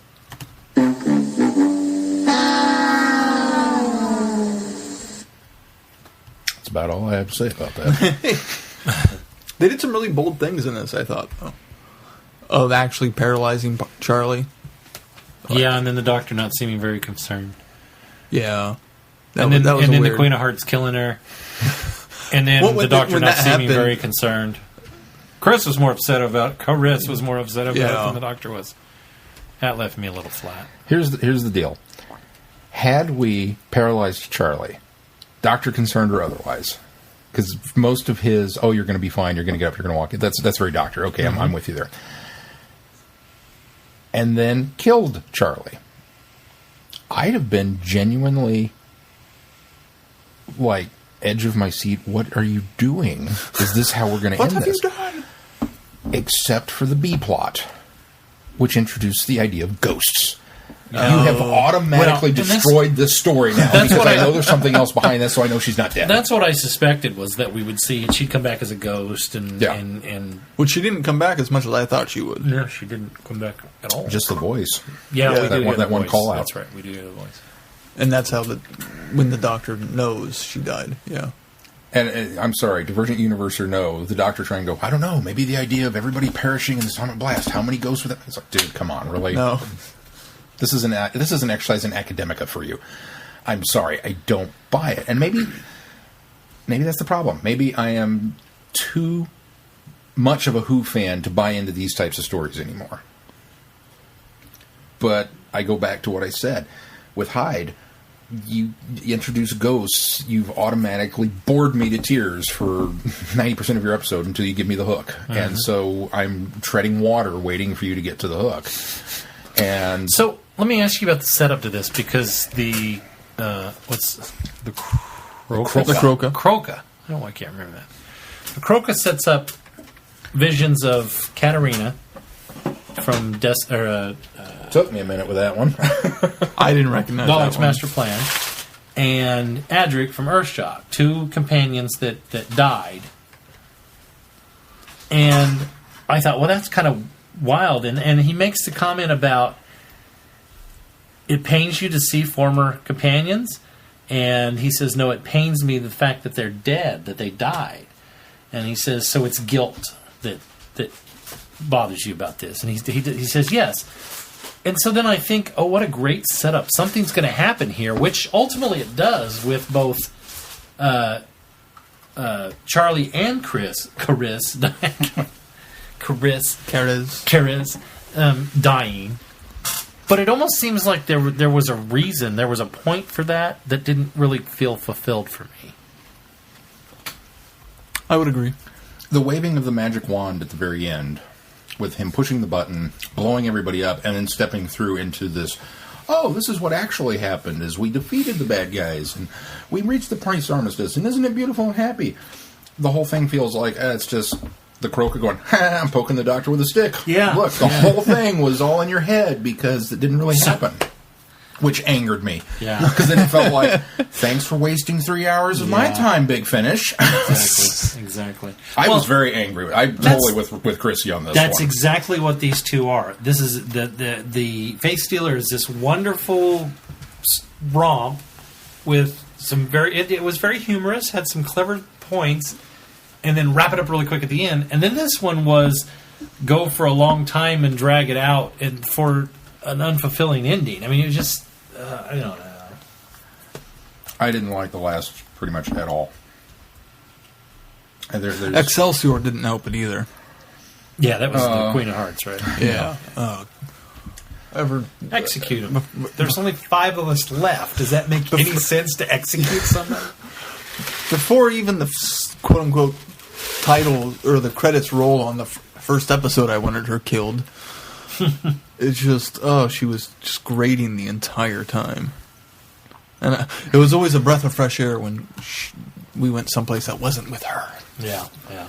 But I like the idea of them coming out to this nuclear winter and then exploring the ideas of what they tried to do with bunker it. Life. The bunker life and it's an intriguing concept. This insane ruler of how do you tell her what really happened, and she's expecting to go out there and everything's going to be okay, and it's all been much worse than we ever imagined, and we've destroyed the planet because we keep having war after war. It's another commentary, obviously. Yeah. I love the idea of the fact that she's the reason why she is the way she is because they've always been feeding her with the positive information for longer than they could tell. So I thought that was kind of interesting. Here's the problem with that is they set her up almost at that point to be this sympathetic character because while she's obviously quite mad, it's the politicians lying to her. Mm-hmm. But then she keeps making these snide comments about, politicians lie. Of course they lie. They all lie. And then they've got this other character, Landscar, who's obviously telling her some of the truth. Yeah. That was the other thing is that they introduced Landscar, and the two politicians were like, we don't know this guy. What, you're not supposed to be here. And she said, well, he is supposed to be here. I authorize him to be here. And then so they have this conversation later after they leave, after the politicians leave, and you almost get the impression that she knows, like she really knows what has happened, but she's just playing along. But then they kind of like get away from that later. And then they come back to it again. Yeah. But much later when it's already way later. And then it doesn't really make sense where they do revisit it because at that point he's on to basically trying to convince the doctor of I do like the fact that they try to rocket off the planet. Well, they essentially do. Oh, full props to the Big Finish audio department for the rocket noise, which right when I was getting to that, okay, get on with it, we're in a rocket, I get it, my ears popped because it was very airplane pressure cabin. You know that noise when you take off and it's like, of the air, my ears literally went. and it had nothing to do with the interior cabin pressure of my car, or just it was all audio. And I thought, okay, that was cool. I'll give you points for that. But that's about all I can give you points for on this. Even Paul McGann, who I normally will praise to the ends of the earth, I can't praise in this one because he was very blasé. He walked his way through this, and I'm really hoping that's because the doctors figured it out at this point, that he is just going through the motions. Unfortunately, when we get to that big reveal moment in whatever the last of the Divergent Universe stories is, and he goes, "Oh, I've known about this since such and such time," it's going to be like, you could have saved us all the agony. Yeah. All of the angst. And the angst and the frustration. Why play along? Why not just go, I'm done? Yeah. This really is where I'm at with these. I did a little looking after listening to the last. And there's 2 more in the Divergent Universe. Apparently, those 2 weren't intended to be the last. These were intended to be the last? No, the next 2 weren't. They were going to go longer, but they wanted to get back to the real universe because the show was coming back. Oh. They didn't want to throw... I thought it was because the Divergent Universe wasn't working. So what I'm saying is, it could if it weren't for the show coming back and them wanting to get back to the normal universe and not try to alienate any new listeners that might come to Big Finish because of the show, they ended the Divergent Universe storyline sooner. Thank you, Russell T. Davies. That's interesting. Yeah, I didn't know that either. Now, I did think that they had me going for a moment with Lanscar, because I started playing with the way he talked and the way that he was manipulating her and knew things that he probably shouldn't and appeared out of nowhere. I began to think Lanscar, and I started rearranging letters going R-A-S. It could be Rassilon. No, is it Lan or Land? It's a D. Darn, it doesn't work. Okay, there's not enough. Well, I thought they were pulling an extra anagram on and there. I knew almost instantly, as soon as the ghost with Kerez gave his name, Requiem. Yeah, totally. That's obvious. He's really a ghost. That's so obvious. My name is Requiem. I worked in the library. So you're either truly dead or you're a computer hologram. Give it to me straight. Oh, it would have been kind of cooler if they would have Okay. gone with computer hologram from Time Machine. Yeah. That would have at least been interesting. Because that would have been Doctor Who as opposed to Ghost, which is not. I'm trying to find other things. I don't have as big of a problem with the ghosts as you do. I agree with I kept the waiting doctor's for them reaction. to explain them away. The doctor's reaction to it, but because they keep telling us this is a different universe, things aren't the same. I took the ghosts as an example of things aren't the same. I mean, this whole world essentially was rebooted when the doctor hit the button. So, I mean, and it had been repeating and repeating and repeating. Do you think that's really what happened, or do you think it was just an illusion the Croca put in there? They made it talk like the last was Excelsior, and the legend was the last would be... the last would continue to be the last until a new last came in.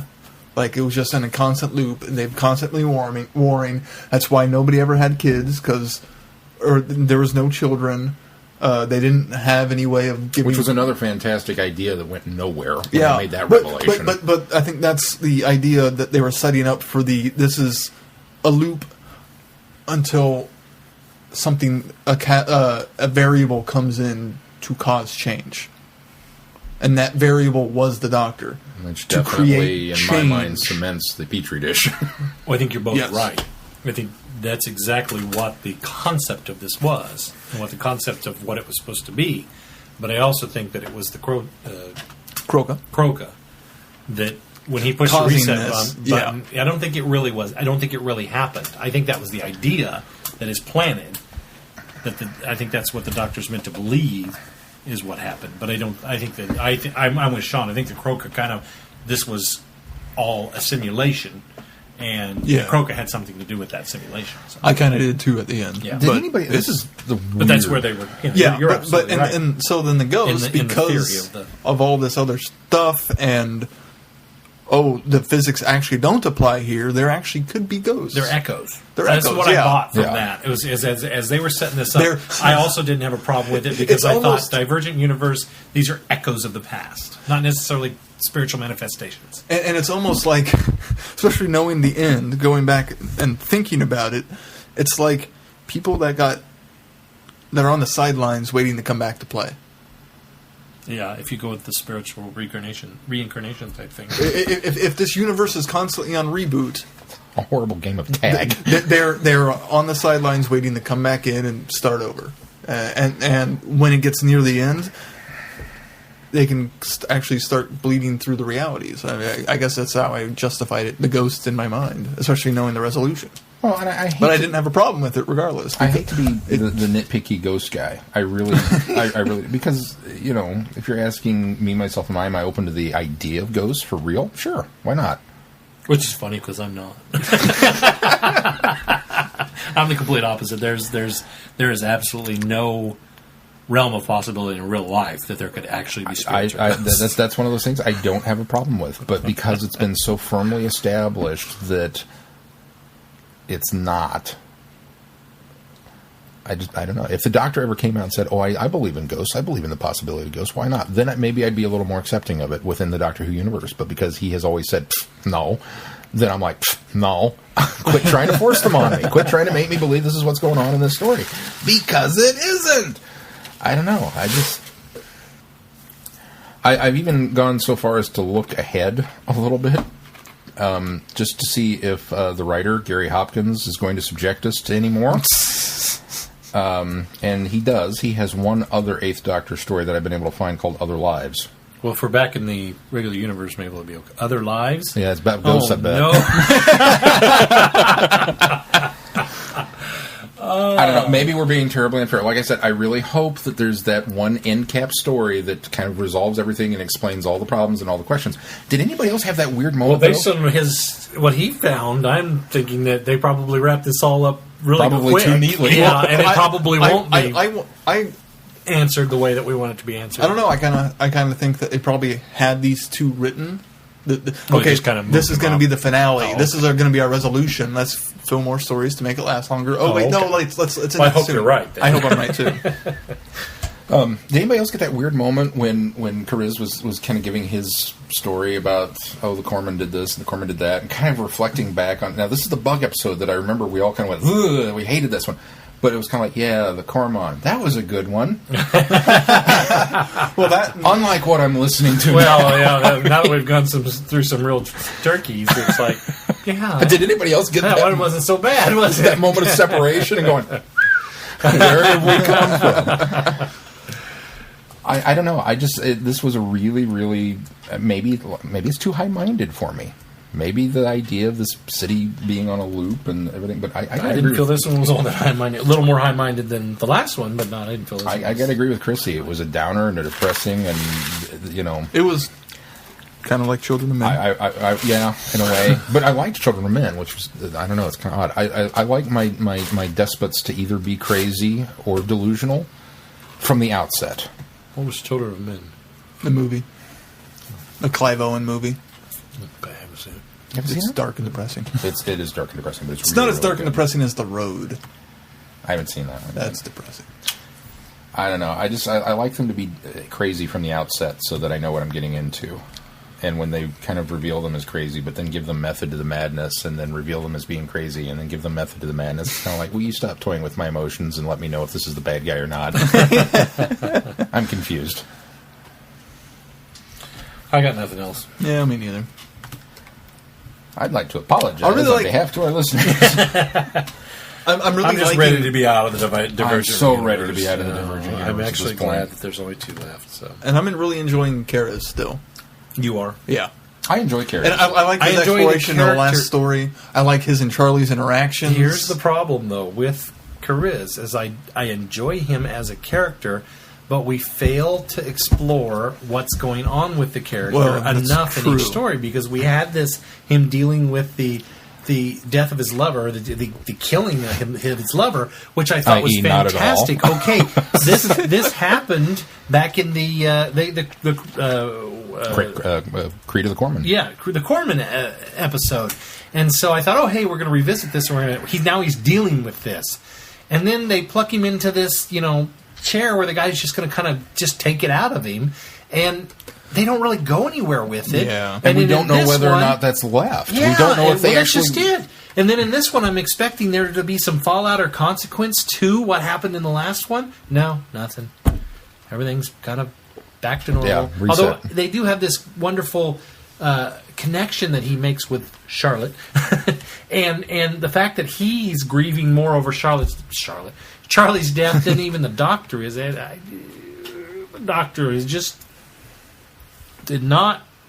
I guess I'm more forgiving with the fact that because of how it ended, why the Doctor didn't react more. I just wanted the Doctor to react to Charlie's death more. I wanted him to grieve more. Yeah. He just didn't. He just didn't. Especially after everything that he and Charlotte have gotten through to get here. Yes. And beyond. Maybe it's still Zagreus at the helm. I don't know. All that anti-time. One other thing that I think is kind of interesting that I thought maybe I picked up on it. Maybe I'm completely clueless. You guys let me know. We've had the Creed of the Corpsman, which to me is a very religious-esque title. The Creed. That's the Natural History Fear is the one where they're in Light City, and I don't remember that there was a lot of faith in that one, except for the idea of... it's the faith in your country. The faith in the government, that they were doing the right thing, and the editor and the programmer. Patriotism, that kind of stuff.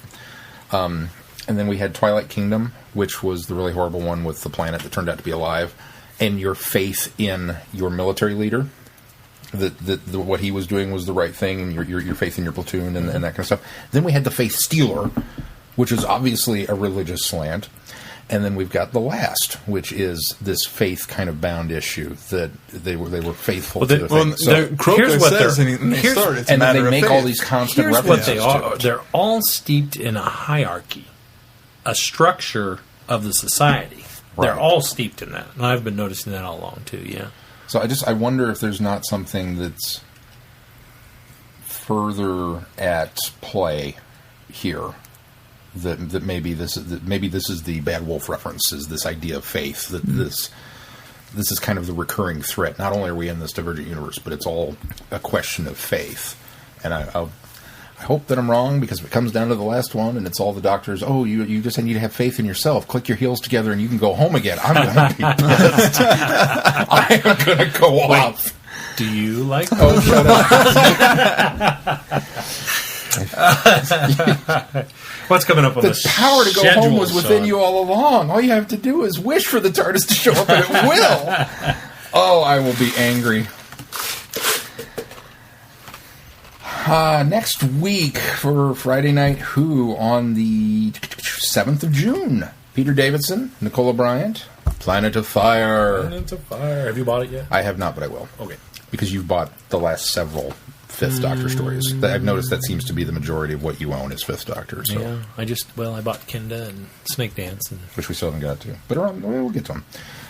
So I'll pick that one up. But we're doing that for Friday Night Who. And then your homework for next week is Big Finish number 24, The Eye of the Scorpion, which is a Fifth Doctor and Perry story. And Planet of Fire, we'll be discussing that on the show. And then the very big exciting news is the following week on Tuesday they release Inferno and Mind of Evil, and we'll be doing Inferno, at least the first 4 parts for Friday Night Who, and then kind of having the first part of our Fifth Doctor retrospectives, because we're going to cover the IDW comic book, we're going to talk about the Revisited special, and the Big Finish Destiny of the Doctor 5. That's in 2 weeks. That's in 2 weeks. 3 weeks. 3 weeks. That's in 3 weeks. On the show in 2. Oh, okay. Tonight. Okay. Planet of Fire, then the Fifth Doctor stuff. But not the Fifth Doctor anniversary discussion. That'll be the week. Final week. That'll be the final week of June. So, no, well, not even that. First week in July? A week before the week of June. End of week of June. Oh.